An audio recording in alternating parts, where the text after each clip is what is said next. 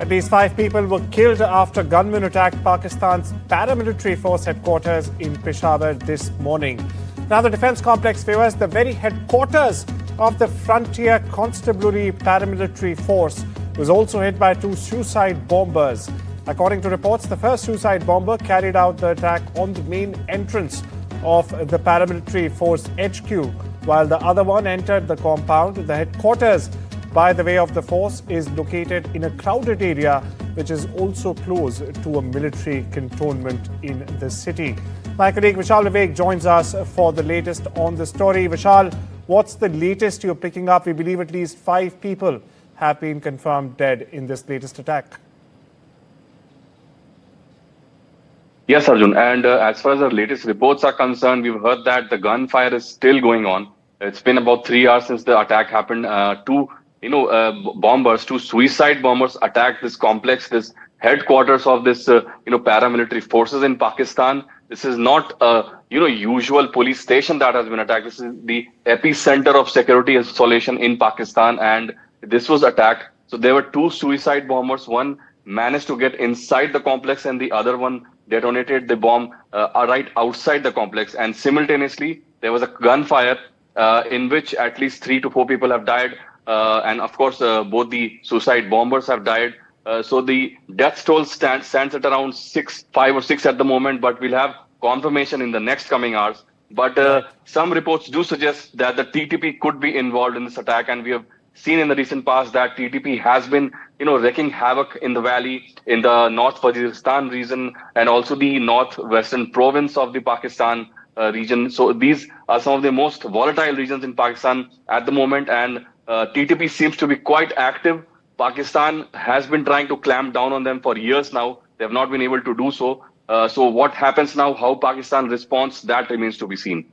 Of course, and Vishal, this only comes at the back of the 2024 World Terrorism Index, where we all know that Pakistan has been ranked number 2. And the TTP, in fact, is the terror group in the world that has grown exponentially, in fact, more than any other terror group on this planet. Thank you so much for putting all of these developments into perspective for our viewers there.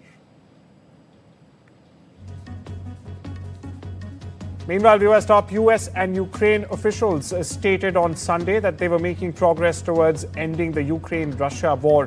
Now, this comes following the American proposed peace plan. US Secretary of State Marco Rubio, meanwhile, has described this first session as most productive and meaningful meeting. Meanwhile, US President Donald Trump blasted Ukraine online for a lack of gratitude for US assistance. Not only this, Trump has set Thursday as a deadline for Ukraine to finally respond to the peace plan. Here's more. We arrived here today with one goal, and the goal was to take, is 28 points or 26 points, depending on which version as it continued to evolve, and try to narrow the ones that were open items. And we have achieved that today in a very substantial way. Now, obviously, like any final agreement, they'll have to be agreed upon by the presidents, and there are a couple issues that we need to continue to work on. But I think the report today is that I think today was worthwhile. It was very, very. It is probably the most productive day we have had on this issue, maybe in the entirety of our engagement, but certainly in a very long time. We shift our focus to South Africa, where PM Modi underscored the urgent need for a united global front against terrorism as he joined the India, Brazil, South Africa, or the IBSA leaders meeting on the sidelines of the recently concluded G20 summit in capital Johannesburg. Now, PM Modi called for swift collective action for the global good and also reaffirmed India's zero-tolerance stance, viewers, towards terrorism, stressing once again that the world must indeed reject all double standards in such grave issues. On the other hand, India and Italy have also announced a joint initiative focused on combating terror financing. This follows PM Modi's discussions with Italian counterpart Giorgia Meloni, during which both leaders explored ways to even deepen cooperation across sectors, including trade, defense, security, and others. Indian Prime Minister Narendra Modi on Saturday met with Australian Prime Minister Anthony Albanese and Canadian PM Mark Carney on the sidelines of the recently concluded G20 summit in Johannesburg. Viewers, PM Modi announced that the new Australia-Canada-India technology and innovation partnership on social media X platforms, as you see right there on your screens. Now, this partnership is set to deepen ties between the three democracies in technology, clean energy, artificial intelligence, and of course, a diversification of supply chains, which in fact remains a key issue. Enter Trump tariffs. Now, the deal is also set to focus on green energy innovation and critical minerals as well. We shift our focus to Eurasia, where Russia said on Sunday that its forces had captured 3 more settlements from Ukraine, while Ukraine on the same day reported 162 battles in the front lines.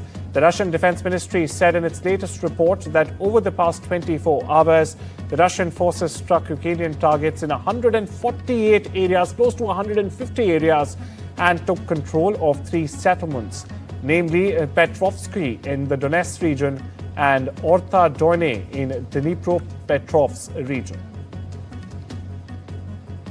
Russian forces launched a drone attack on Sunday, killing 4 people in Ukraine's second largest city of Kharkiv. Meanwhile, 12 others were injured, including 2 children aged 11 and 12 years respectively. 15 strikes, meanwhile, were recorded in 6 areas of the city in northeastern Ukraine. Meanwhile, viewers, survivors in the Ukrainian city of Bucha, where hundreds were killed in 2022 by Russian strikes, perceived the proposed US peace plan as a sort of disillusionment. That's correct. The mass killings were uncovered when Russian forces withdrew from the area after a failed attempt to seize Kyiv during the full-scale invasion back in 2022. Listen in. Це треба мати компетенцію і що можна очікувати від сторін. Якщо в мене немає даних, я не можу відповісти на це питання. Але як з Донецької області, ми вже змирилися з усім, або я хотіла б, щоб більше не вмирали люди. Вмирали українці, вмирали хлопці, діти. Ось це. Я вже змирилася з тим, що я дуже сумую, і я думаю, всі, хто виїхав з нашого містечка, всі ридають. Всі хочуть додому, всі просто. Але ми вже змирилися, аби щоб все не страждали люди. Oh, in the Middle East, the Israeli military has killed a senior member of the militant group Hezbollah in an airstrike in capital Beirut. Now, viewers, the strike marks the first on the outskirts of the Lebanese capital in months together, targeting Iran-backed Hezbollah's acting chief of staff, Ali Tabatabai. Hezbollah has confirmed the death and also added that Israel has crossed a red line. Meanwhile, Israeli Prime Minister Benjamin Netanyahu has stated that under his power, Israel would not allow Hezbollah to rebuild its own power. Now, the strikes also killed 5 people and injured 28 more. The attack comes despite a US-brokered ceasefire. Meanwhile, here's Netanyahu for you. אני מצפה מממשלת לבנון לממש את ההתחייבות שלה לפרק את חיזבאללה מנשקו, כי רק כך יתאפשר לכל אזרח בלבנון עתיד טוב יותר, ורק כך תוכל להתקיים שכנות טובה, בטוחה, בין ישראל ללבנון. SpaceX successfully sent 28 Starlink satellites on Sunday into orbit during a nighttime launch from a California base. Now, the Falcon 9 booster carrying these satellites, viewers, was initiated from the Vandenberg Space Force base. Now, following stage separation, the first stage landed on SpaceX, of course, I Still Love You drone ship. The primary objective of the mission was to launch the satellites into the low Earth orbit. 50 of more than 300 students kidnapped from a Catholic school in Nigeria last week have managed to escape and have in fact been reunited with their parents. However, another 253 of the kidnapped children and 12 staff members are still missing. The recent kidnappings have also prompted school closures in northern Nigeria. Meanwhile, the president, Bola Tinubu, has ordered the hiring of 30,000 more police officers to search for these kidnapped students. Here's more. Between Friday and Saturday up until early hours of today, Sunday, 50 of these children, they escaped. This was we count it as a sigh of relief for us because the number has reduced. And out of the 303 children, we have 12 staff, which makes the total number to 315. So we have to obviously back to their parents if reunited with their parents. Currently, the school is shut down. We stay with the story where Pope Leo XIV has in fact called for release of all children and staff kidnapped this week in Nigeria. 6 Catholic priests from Bamenda and a Baptist pastor was also kidnapped last week in Cameroon. Now, the school kidnapping, viewers, in Niger State happened 4 days after 25 school children were seized in similar circumstances in neighboring Maga town. Ho appreso con immensa tristezza le notizie dei rapimenti di sacerdoti, fedeli, studenti nella Nigeria e nel Camerun. Sento forte il dolore soprattutto per i tanti ragazzi e ragazze sequestrati e per le loro famiglie angosciate. Rivolgo un accorato appello affinché vengano subito liberati gli ostaggi ed esorto le autorità competenti a prendere decisioni adeguate e tempestive per assicurarne il rilascio. Preghiamo per questi nostri fratelli e sorelle e perché sempre e ovunque le chiese e le scuole restino luoghi di sicurezza e di speranza. A whopping 53.43% Slovenians voted against a law that proposed legalizing assisted dying for terminally ill adults. The parliament has passed the law in July, but a citizens' initiative led by a right-wing politician forced a referendum. 46.57% of those who participated in this referendum had voted in support of the law. Over in Peru, police were seen outside the Mexican embassy in capital Lima after a Peruvian court ordered the arrest and 5-month preventive detention of former Prime Minister Betsy Chavez, who has in fact sought asylum at the Mexican embassy.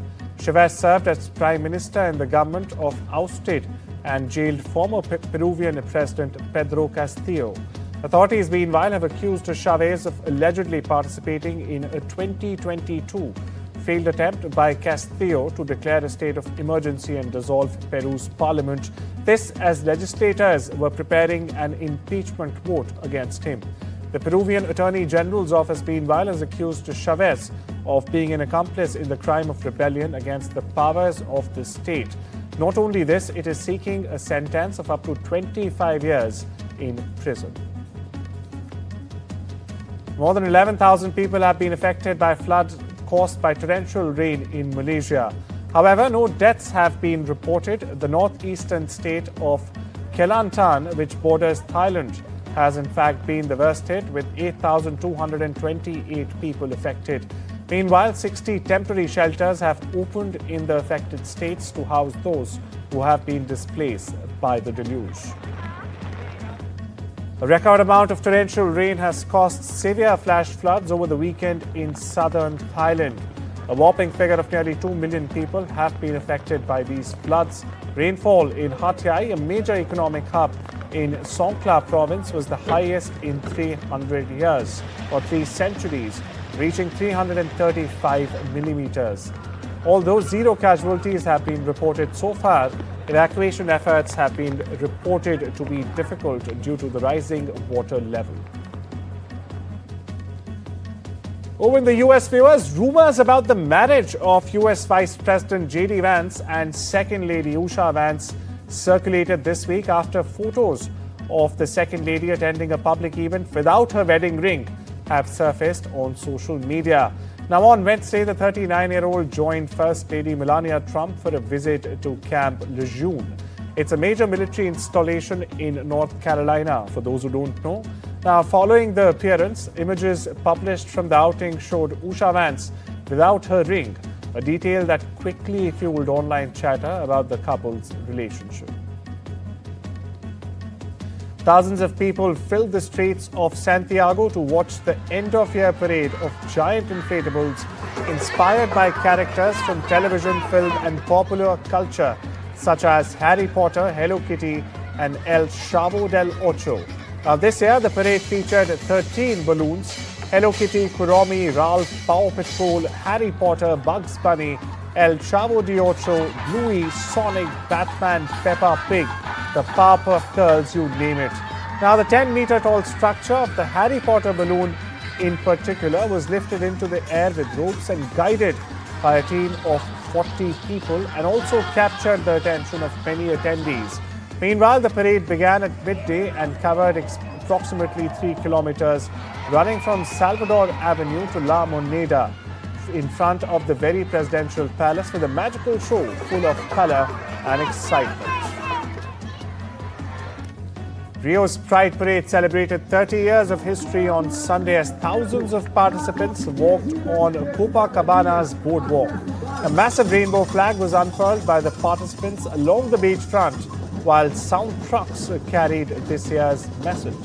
The Pride comes a day after the arrest of former President Jair Bolsonaro, who was criticized for being openly homophobic.